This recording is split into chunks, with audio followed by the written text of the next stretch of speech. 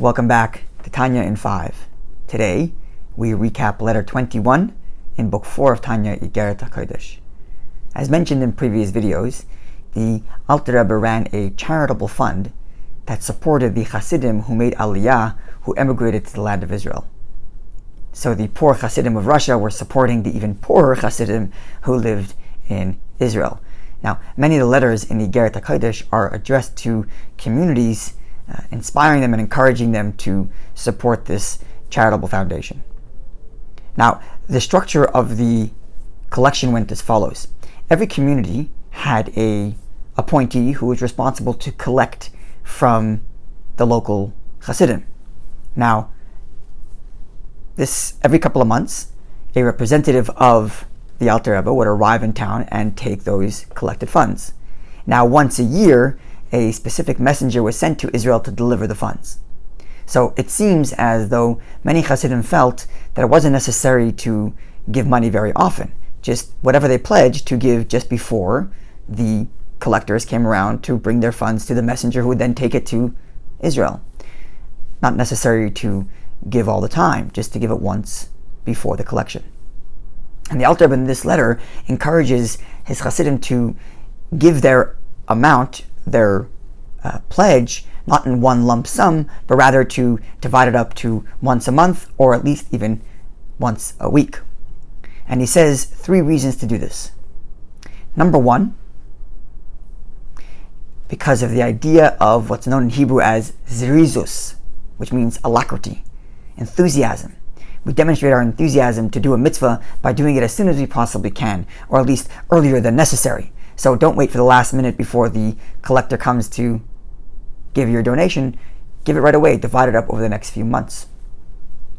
And this idea of serving God with enthusiasm and getting things done early, we learn from Avraham Avinu. Avraham Avinu not only was willing to sacrifice his son on God's command, but he actually did so with enthusiasm, waking up first thing in the morning to get it done. Reason number 2, to divide the giving into monthly or weekly donations rather than into one lump sum.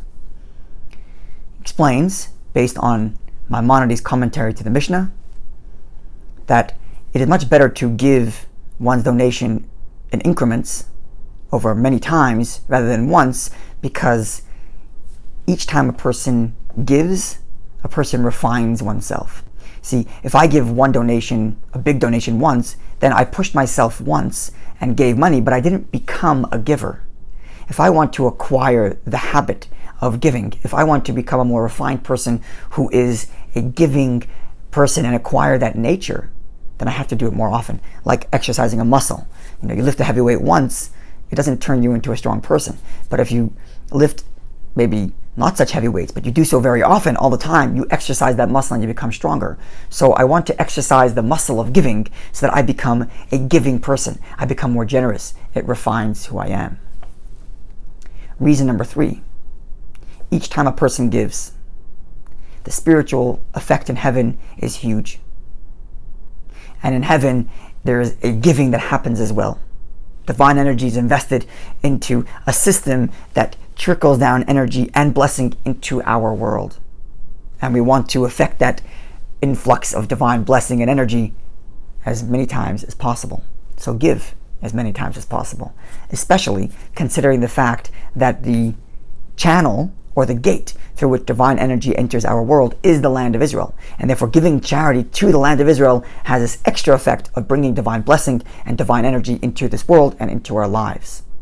And all of this leads to the final redemption, a time in which we will live by divine energy in a revealed manner.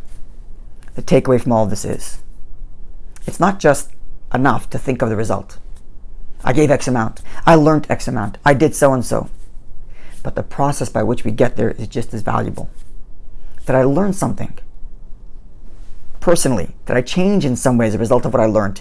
Did I change in some way because of my giving? Every step of the way itself has the value and the capacity to bring in God's blessing. Looking forward to seeing you when we conclude letter 22.